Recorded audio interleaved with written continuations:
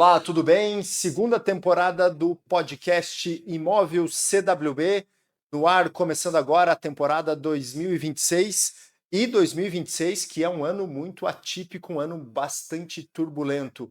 A gente tem Copa do Mundo, tem um monte de feriado espalhado aí durante todo o ano. Tem também eleição presidencial no segundo semestre, eleição presidencial para governador, senador, enfim. Quer dizer, tudo mexendo muito e também em 2026 é o ano que os imóveis ganham aí um CPF, ou seja, é o Cadastro Imobiliário Brasileiro, que vai estar dentro aí do Sinter, e puxa a Receita Federal, cartórios, municípios, instituições financeiras, tudo para dentro do mesmo mapa. Quando um ativo entra nesse tipo de sistema, ele deixa de ser só um patrimônio e passa a ser dado fiscal com consequência prática. Tudo isso em um ano muito barulhento, com muita distração e todo mundo tem que tomar cuidado aí para não tomar decisão errada, decisão ruim no meio de tanto ruído por aí. Selic também está no radar, pode ser que caia a Selic em 2026, ou seja, crédito melhora com isso. E o CIB não libera financiamento, mas ele expõe quem está desorganizado e quem vive aí no improviso, né, contrato de gaveta, informalidade. Vamos lá, esse episódio vai aí movimentar, vai discutir todos esses temas com a gente aqui, Ricardo. Ricardo, é um ano bastante turbulento, né? Muita coisa vai acontecer e acho que falando aí de mercado imobiliário, principalmente, é a chegada do cadastro imobiliário brasileiro. Sim, Léo, sim, 2026 vai ser um ano bem interessante aí. Eu acredito que nem você falou, turbulento, porque tem muita coisa aí que movimenta realmente tudo, né? Falando de economia, é um ano aí de eleição aí para presidente, governador, senador. Então, o governo que está aí vai tentar afrouxar um pouco isso aí. Eu acredito que a Selic ela pode ter uma reduzida nesse ano. Não acredito que vai ser uma redução grande, porque tem uma inflação para controlar, tem toda a questão econômica aí que tem que segurar, né? Mas eu vejo que sim, que para quem está pensando em financiar imóvel pode ser uma oportunidade, porque acho que os juros baixam um pouco.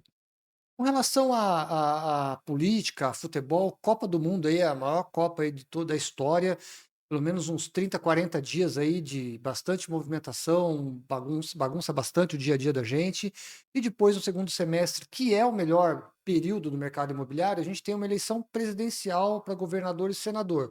Também muito ruído, muita discussão. Então, sim, é um ano, 2026 é um ano que vai ter muito ruído, muito barulho, e aí fica quem está pensando em comprar, vender imóvel, vai ter que estar mais atento, vai ter que entender melhor, vai ter que estar mais bem informado e não vai poder ficar muito, acho que nessa coisa de manchete, de noticiário, porque vão vender o caos aí. Mas eu acho que economicamente falando para o Brasil não vai ser ruim. Para o mercado imobiliário, eu acho que tem aí um potencial para quem quer negociar um imóvel de ser um ano bom.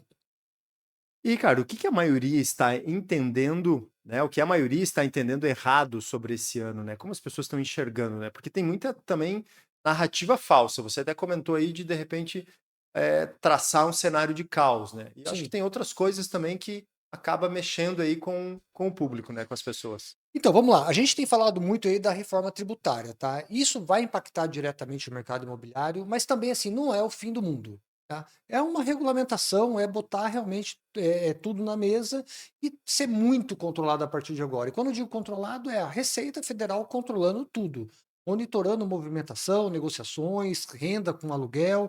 Então, realmente, nesse ponto, 2026, realmente eu acho que é um marco para o mercado imobiliário. Tá? A reforma tributária mexeu aí no mercado imobiliário de uma forma que não volta mais. Então, informalidade ou ingenuidade não cabe mais para quem está falando de imóveis, tá?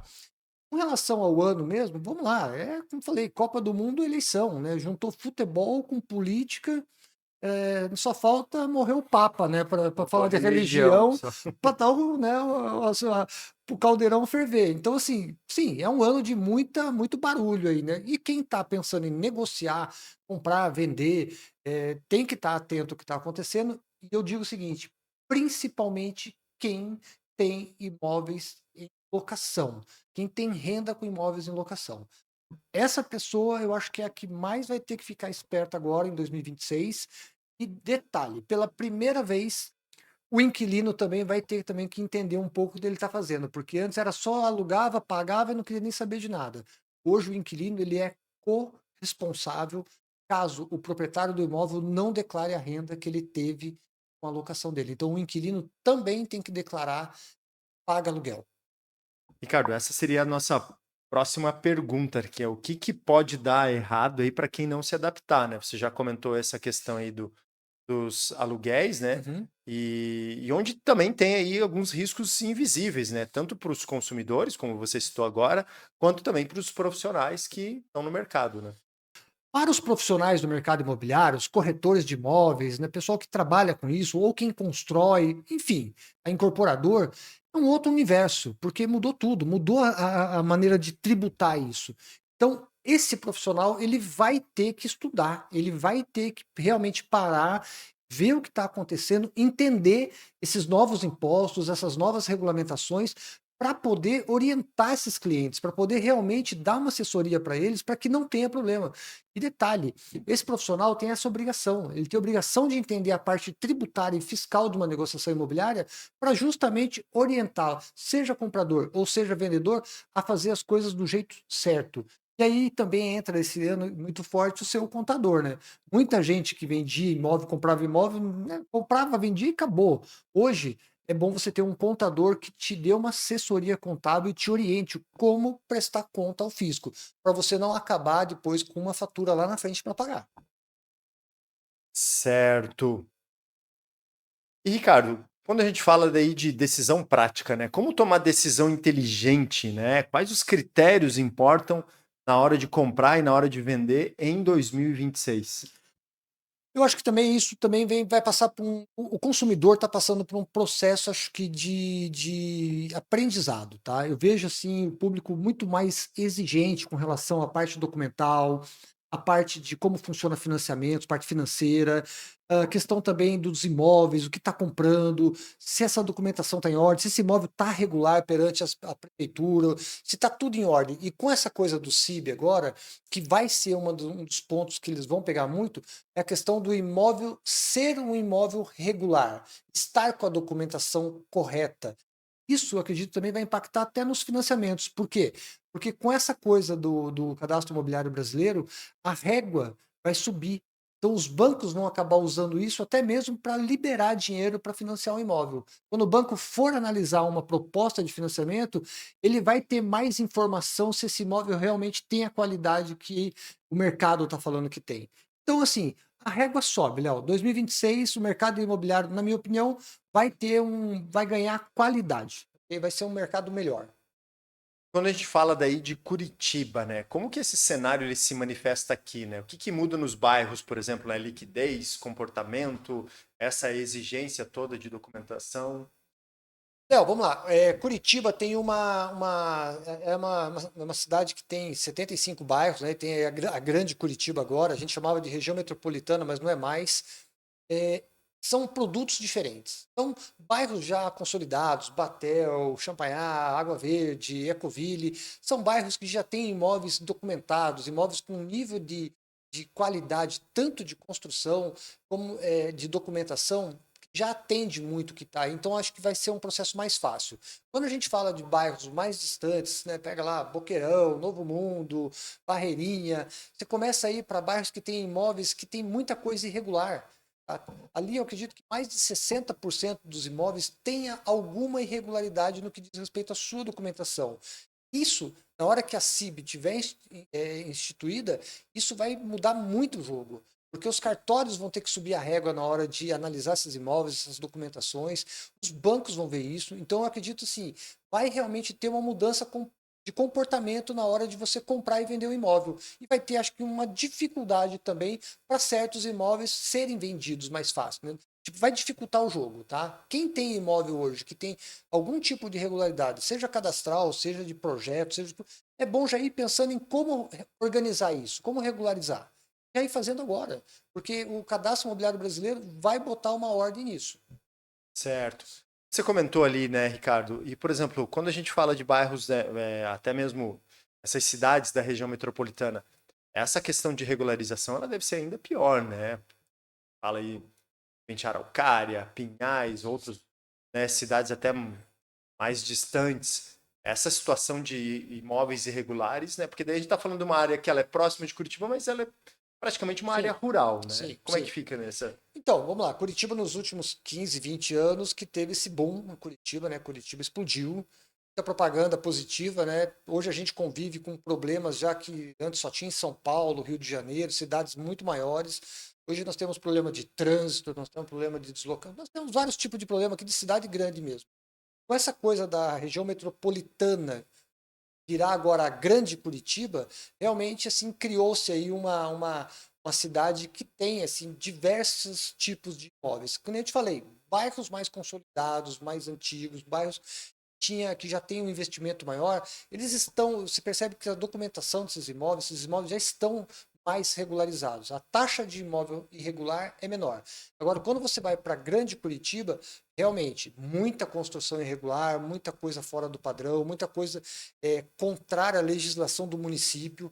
E cada município desse tem a sua legislação específica. Se você pegar aqui Campo Magro, Campo Largo, nós temos uma APA ali que bagunça tudo. Você não pode construir qualquer coisa ali. E tem muita obra lá, muita coisa construída que está irregular. Está irregular com o zoneamento, com o meio ambiente. Então, assim, realmente, Curitiba se tornou uma cidade de grandes perfis de imóveis. E esses imóveis, a grande maioria, tem alguma irregularidade para ser resolvida. Perfeito. Ricardo, falando em roteiro de ação, né? Qual seria um passo a passo aí racional para navegar em 2026, né? O que compradores, vendedores, profissionais precisam, né, para organizar, para não travar no meio do processo, né, de uma negociação? Eu penso assim, Léo, vamos lá, vou começar pelos profissionais, né? Os corretores de imóveis, quem está fazendo essas transações imobiliárias, ele precisa voltar a estudar. Ele precisa entender que o mundo está mudando rápido. Nós estamos falando de reforma tributária, nós estamos falando de inteligência artificial, nós estamos falando de regulamentação do município, do estado, da União. Então, assim, nós estamos falando de regulamentação sobre movimentação financeira. O corretor de imóveis precisa começar a entender um pouco mais desse jogo e só vai fazer isso estudando, realmente se profissionalizando. Hoje, corretor de imóveis não é mais um trabalho, é uma profissão. Quem continuar vendo isso como trabalho, eu acredito que vai estar fora do mercado no curto, médio prazo. Então, a hora é de se reinventar e começar de novo, estudar e ir atrás de informação. Para o comprador e para o vendedor, eu entendo que o importante é se informar, estudar também o que ele vai fazer. Pô, eu vou comprar um imóvel, estude antes esse movimento. Faça um movimento de entender como faz isso direito, quais são as regras, como funciona, quais são as ferramentas que você tem. Vá atrás de informação antes de sair entrando em site de compra e correndo atrás e fechando o negócio. Para você não descobrir lá na frente que você comprou um gato por lebre ou que você comprou um problema. Para quem está vendendo imóvel, mesma coisa. Precisa entender que para vender um imóvel hoje não é simplesmente colocar uma placa de venda. Eu sempre digo, começa pelo básico. O que é documentação?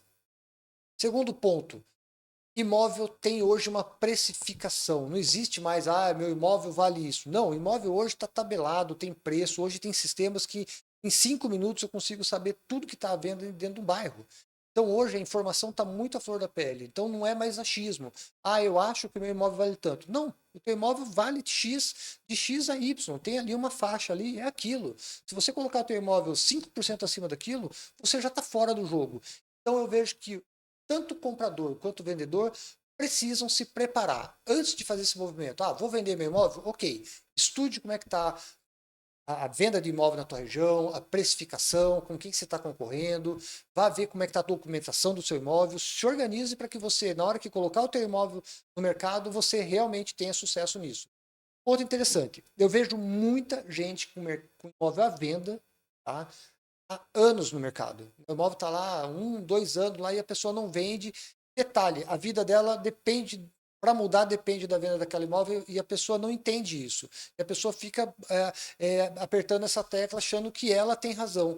Existe um mercado hoje que já está consolidado. Existe um mercado hoje que já tem a informação online. Não tem mais isso de, meu imóvel vale quanto eu acho que vale. Não, teu imóvel vale quanto o mercado paga. É isso. Certo, Ricardo. qual é a leitura que quase ninguém está fazendo sobre tudo isso daí, né? E qual é a consequência real para quem ignora esse tipo de movimento, né? Você citou algumas coisas aí, mas 2026 tem que estar muito preparado, né? Não, assim, para quem não tá, eu digo assim, se você não souber o que você está fazendo, se você não se preparar, você vai ficar perdido, vai fazer maus negócios, vai vender mal, vai comprar mal, vai ter problemas, vai se incomodar com a Receita Federal. Eu acho que esse é o grande ponto cego no radar, tá? Porque assim, as mudanças vão acontecendo e eu vejo muita gente achando que, isso aí é só mais uma coisa que está acontecendo. Não. Para o mercado imobiliário, a reforma tributária não é um detalhe. No mercado imobiliário, a reforma tributária é um divisor de águas. Quem achar que, nem vou me preocupar com isso, vejo isso ano que vem, na hora que acontecer, lá na frente vai descobrir que deveria ter parado, olhado o que estava acontecendo, entendido e movimentado, feito algum movimento para se organizar, para no futuro não se incomodar. Então eu vejo assim, quem não se preparar, quem ficar aí, distraído com Copa do Mundo, com eleição, vai perder a janela de se organizar. E a janela, para mim, é agora, 2026. 2027, eu acho que o bonde já passou, sabe? O trem já partiu. E aí a Receita vem com tudo, né? Com os dois pés na porta, né? Vem com os dois pés na porta e detalhe, Léo, vem com os dois pés na porta querendo olhar para trás, tá? A Receita Federal, ela pode olhar 5 anos para trás da tua movimentação financeira, imobiliária, ela pode vasculhar a tua vida. E eu acho que se você cair lá, eles não vão só olhar o erro que você cometeu, eles vão dar uma olhada no teu passado, ali nos teus últimos 5 anos, para ver o que você andou fazendo. E aí tem muita gente que está com, vou dizer assim, tá com o fio descascado e vai levar choque. Boa, boa, boa. Ricardo, eu acho que é isso, né? 2026 é um ano aí que o imóvel então vai ganhar, né, o seu CPF. Então, o que era flexível antes aí, ele agora passa a ser fiscalizado. Quem continuar no improviso vai se dar mal, vai ser penalizado, né? E imóvel não é só mais patrimônio, né? É dado fiscal, principalmente, né? Então, esse é um ponto que você falou muito interessante. Tá? Duas coisas que eu acho que a gente precisa deixar claro. Primeira coisa, imóvel hoje é um dado fiscal. Antes era só patrimônio, agora não. Agora é algo controlado, vai ser algo controlado com lupa pela Receita Federal. Vai ter um controle absurdo em cima. Então, esse é o ponto. Isso pode te trazer muito problema se você não fizer do jeito certo.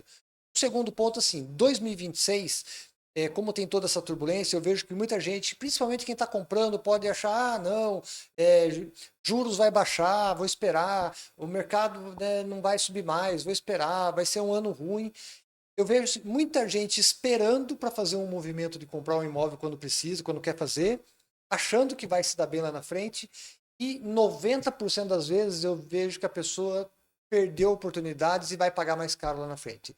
Uma coisa eu sempre falo, eu nunca vi ninguém perder dinheiro com imóveis. Eu já até vi gente não ganhar. A pessoa comprar um imóvel achando que ia ganhar um dinheiro e não ganhar, mas perder eu nunca vi ninguém. Eu acho que quem ficar esperando tempo melhor, melhores condições para comprar um imóvel, lá na frente vai pagar mais caro. É, isso aí. Você está tratando o seu imóvel como, né? Como um ativo inteligente ou uma bomba relógio fiscal prestes a explodir em 2026 ou 2027, né? Então, compartilhe esse episódio aí com quem você acha que está aí precisando de orientação, precisando de alguma informação. Próximo episódio, Ricardo, a pergunta que vale dinheiro, né? Dá para financiar o primeiro imóvel em 2026 com segurança? Score, entrada, prazos, novas regras. Tem um spoilerzinho aí pro pessoal? Com certeza, 2026, como eu falei, eu acredito que vai haver uma redução na Selic, consequentemente as taxas dos bancos, até houve uma pequena redução agora, um ajuste para baixo das taxas bancárias. Eu acredito que tem uma redução, então acho que vai ter um cenário um pouco melhor para quem está pensando em comprar com financiamento. E como eu falei, eu acredito que esperar não é uma opção. Se você precisa comprar um imóvel, quer comprar um imóvel e tem a condição de fazer esse movimento, faça, porque imóvel não, já vi imóvel ficar com o preço estabilizado, nunca vi imóvel diminuir valor, perder valor. Tá? Então, assim, eu acho que a dica é essa. Tem sim, tem uma boa oportunidade para 2026 a pessoa comprar o seu imóvel aí, sair do aluguel principalmente, alguns benefícios interessantes aí. É isso, esse daí foi só um spoilerzinho para o próximo episódio, começando a segunda temporada do Imóvel CWB Podcast, e esse foi apenas o primeiro episódio. O segundo episódio, em breve, a gente vai aprofundar esse tema aqui que o Ricardo trouxe pra gente. É isso aí. Muito obrigado, compartilha, curta, inscreva-se lá no canal para sempre estar recebendo os alertas dos novos episódios. Valeu, até mais!